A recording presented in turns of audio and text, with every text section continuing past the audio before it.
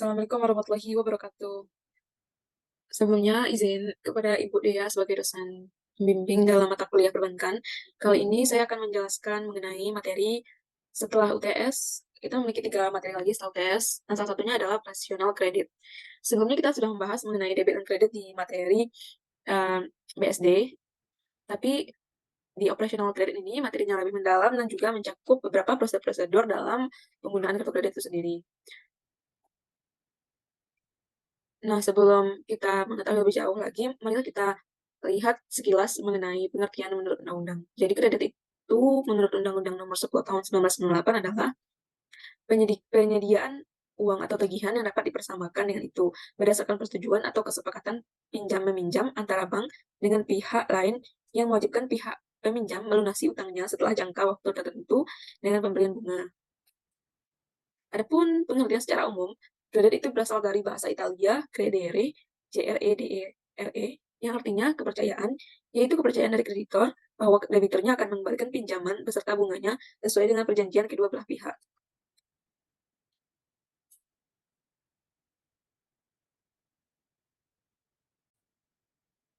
Selanjutnya ada tujuan kredit. Adapun tujuan kredit menurut penggunanya adalah pertama itu kredit konsumtif, yaitu kredit yang digunakan untuk pembelian barang-barang atau jasa-jasa untuk memberikan kepuasan kebutuhan manusia secara langsung. Yang kedua adalah kredit produktif, yaitu kredit yang dipergunakan untuk tujuan produktif, seperti yang dapat menyebabkan meningkatnya manfaat, baik manfaat bentuk, tempat, waktu, maupun manfaat kepemilikan. Kredit produktif terdiri atas kredit investasi, yaitu kredit yang digunakan atas pembelian barang-barang, modal, dan aktifat tetap. Kredit modal kerja yaitu kredit yang digunakan untuk perbelanjaan modal lancar yang habis dalam waktu tertentu. Yang ketiga adalah kredit likuiditas. Kredit yang bertujuan untuk membantu perusahaan yang sedang berada dalam kesulitan likuiditas dalam memelihara likuiditas minimalnya. Yang selanjutnya adalah fungsi kredit. Apa sih fungsi dari kredit itu sendiri? Kita mungkin mengetahui fungsi kredit secara umum sebagai alat pembayaran yang bersifat peminjaman dan pelunasan tagihan. Nah, di sini ada 9 fungsi dari kredit itu sendiri. Yang pertama adalah menjadi motivator dan dinamisator peningkatan kegiatan perdagangan dan perekonomian. Yang kedua, memperluas lapangan kerja bagi masyarakat. Dengan adanya kredit ini, maka adanya satu sistem yang harus dijalankan oleh manusia, dan impact-nya adalah menambah pekerjaan bagi masyarakat itu sendiri. Yang ketiga, memperlancar arus barang dan arus uang. Maksudnya di sini adalah ketika kamu menggunakan kredit, maka otomatis kamu akan mempergunakannya untuk membeli barang dengan mempergunakan kredit. Dan nantinya itu akan menjadikan produk cycle di antara kamu membeli dan mengembalikan uang yang sudah kamu import sebelumnya. Yang keempat adalah meningkatkan produktivitas dana yang ada. Dengan adanya kredit, dana itu tidak hanya diam, melainkan dana itu akan berputar dari kreditor yang satu menjadi kreditor yang dua, dan mereka akan menghimpun dana tersebut untuk mengembalikan dana-dana kredit yang telah terpakai. Jadi dananya itu lancar dan tidak ada yang stuck pada waktu tertentu. Yang kelima ada meningkatkan daya guna atau utility barang. Selanjutnya meningkatkan kegairahan berusaha masyarakat, memperbesar modal kerja perusahaan. Yang selanjutnya meningkatkan income per kapita IPC masyarakat.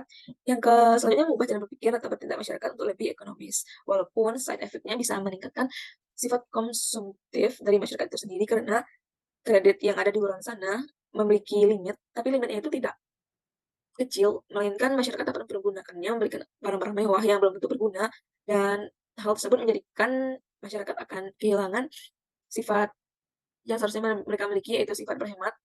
Dengan adanya kredit ini, mereka bisa membelanjakan barang tanpa memikirkan harganya terlebih dahulu. Tapi di balik itu, kredit juga memiliki fungsi yang sangat membangun untuk masyarakat itu sendiri. Yang selanjutnya adalah unsur-unsur kredit.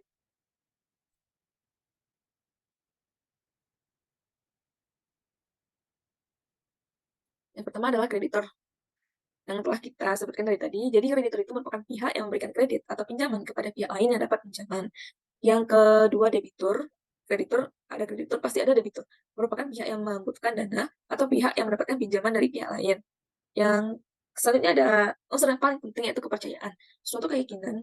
Adapun kepercayaan itu merupakan suatu keyakinan pemberian kredit bahwa kredit yang diberikan baik berupa uang, barang, atau jasa yang benar-benar diterima kembali di masa tertentu.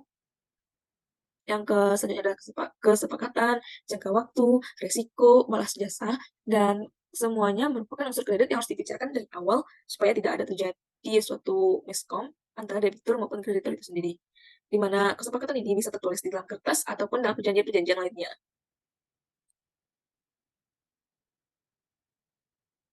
Nah, selanjutnya adalah jenis-jenis kredit. Jenis-jenis kredit ini terbagi dari beberapa segi yang bisa kita lihat sesuai dari kegunaan dari aspeknya itu sendiri. Yang pertama adalah dari segi kegunaan. Dari segi kegunaan, jenis kredit itu ada dua. Yang pertama adalah kredit investasi. Kredit ini biasanya digunakan untuk keperluan keperluan usaha atau membangun proyek atau pabrik baru di mana masa pemakaiannya untuk satu periode atau relatif lebih lama. Dan biasanya kegunaan kredit ini adalah untuk kegiatan utama suatu perusahaan. Yang kedua adalah kredit modal kerja. Kredit ini digunakan untuk keperluan meningkatkan produksi dan operasional suatu perusahaan. Selanjutnya dilihat dari segi tujuan kredit. Kredit mempunyai jenis-jenis jenis-jenis dari segi tujuan kredit ini ada tiga. Pertama adalah kredit produktif. Kredit ini digunakan untuk peningkatan usaha atau proses ataupun investasi. Dan kredit ini diberikan untuk menghasilkan barang ataupun jasa. Yang kedua adalah kredit konsumtif. Kredit ini yang digunakan untuk konsumsi atau dipakai secara pribadi. Kredit ini diberikan ke nasabahnya, dipergunakan untuk membiayai barang-barang konsumtif, contohnya kartu kredit perumahan, kredit mobil, kredit multiguna, dan lain-lainnya. Selanjutnya itu adalah kredit perdagangan. Kredit yang digunakan untuk kegiatan perdagangan biasanya untuk membeli barang dagangan yang pembayarannya diharapkan dari hasil penjualan barang dagangan tersebut. Kredit ini sering diberikan kepada supplier atau agen-agen perdagangan yang akan membeli barang dalam jumlah tertentu. Sedangkan dari segi jangka waktu, kredit mempunyai jenis-jenis yang terdiri dari tiga juga nih. Yang pertama adalah kredit jangka pendek. Kredit ini merupakan kredit yang memiliki jangka waktu kurang dari 1 tahun atau paling lama 1 tahun. Dan biasanya digunakan untuk keperluan modal kerja. Jadi peminjamannya itu memiliki jangka waktu yang relatif kurang dari setahun, berarti artinya singkat ya. Yang kedua adalah kredit jangka menengah. Kredit jangka menengah ini adalah jangka waktu kreditnya berkisar antara 1 tahun sampai dengan 3 tahun kredit. Jenis ini dapat diberikan untuk modal kerja. Selanjutnya adalah kredit jangka panjang. Merupakan kredit yang masa pengembaliannya paling lama yaitu di atas 3 tahun ataupun 5 tahun. Biasanya kredit ini digunakan untuk investasi jangka panjang seperti perkebunan, karet, kelapa sawit, dan atau manufaktur, dan bisa juga untuk kredit konsumtif seperti kredit perumahan.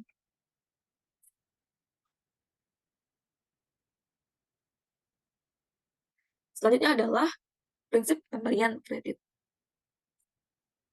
Nah, kredit ini mempunyai satu prinsip pemberian yang beda dari prinsip-prinsip lainnya.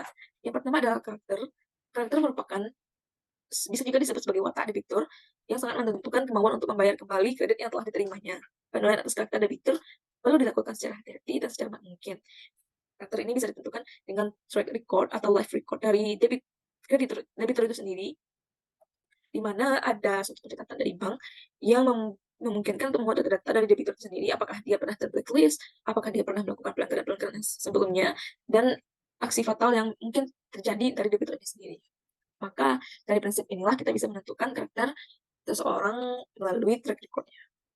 Yang kedua adalah capacity. Capacity mengandung arti kemampuan calon debitur dalam mengelola usahanya. Dengan demikian, capacity berkaitan erat dengan kemampuan calon debitur dalam melunasi kreditnya. Yang ketiga adalah capital.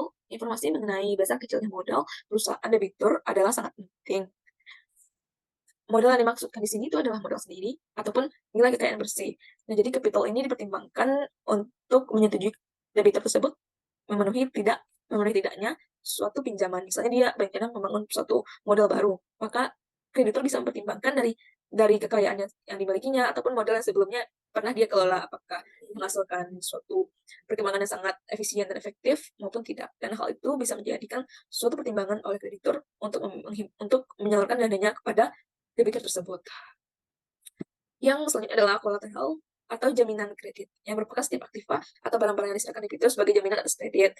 Namanya kita meminjam, kita harus mempunyai suatu jaminan berupa kekayaan yang bisa suatu saat diambil ataupun dikembalikan oleh kreditur tergantung dengan kapasitas kamu mengganti utang tersebut. Bisa saja dalam jangka panjang, kamu memiliki suatu kendala, tidak bisa melunasi utang tersebut, maka pihak kreditur berhak untuk mengambil ataupun memiliki barang-barang jaminan yang kamu jaminkan suatu peminjaman. Selanjutnya, dan yang terakhir adalah condition. Yang dimaksud dengan condition di sini adalah keadaan perekonomian secara umum di mana masyarakat tersebut tinggal. Kondisi perekonomian sangat menentukan keberhasilan maupun kegagalan suatu usaha yang dijalankan oleh program maupun badan usaha. Nah, menurut aku ini teman-teman udah paham ya Yang namanya kondisi itu pasti dilihat dari segi dia berpakaian, juga bisa dari segi usaha yang dia jalani dan juga di mana dia tinggal. Itu sangat dipertimbangkan oleh seorang kreditor untuk menyalurkan dananya kepada debitur yang tepat. Setelah mengetahui prinsip pemberian kredit, berikut adalah aspek-aspek penilaian dari kredit itu sendiri. Jadi dari 7 aspek yang mana akan kita bedah satu-satu. Yang pertama itu adalah aspek hukum. Yang dinilai dari aspek judisialis atau hukum dalam penilaian kredit adalah masalah legalitas badan usaha serta izin-izin yang dimiliki perusahaan yang mengajukan kredit. Penilaian dimulai dari aktif pendirian perusahaan sehingga dapat diketahui siapa-siapa pemilik besarnya modal masing-masing pemilik. Yang selanjutnya adalah aspek pemasaran yang dinilai dari aspek pemasaran dalam penilaian kredit adalah permintaan terhadap produk yang dihasilkan sekarang ini dan di masa yang akan datang prospeknya bagaimana. Yang ketiga adalah aspek keuangan, aspek yang dinilai dari sumber-sumber dana yang dimiliki untuk membiayai usahanya dan bagaimana penggunaan data tersebut. Di samping itu, hendaknya dibuatkan cash flow pada keuangan perusahaan. Jadi perusahaan wajib memiliki cash flow ataupun walaupun financial statement yang bisa menjadikan informasi bagi kreditur itu sendiri. Yang keempat adalah aspek teknis dan operasi, membahas masalah yang berkaitan dengan produksi seperti kapasitas yang digunakan, masalah alokasi, layout ruangan, dan masing-masing termasuk jenis mesin yang digunakan. Yang kelima adalah aspek manajemen untuk menilai struktur organisasi perusahaan, sumber daya manusia yang dimiliki, serta latar belakang pengalaman sumber daya manusianya. Yang ketujuh adalah aspek sosial ekonomi, menganalisis dampaknya terhadap perekonomian dan masyarakat umum.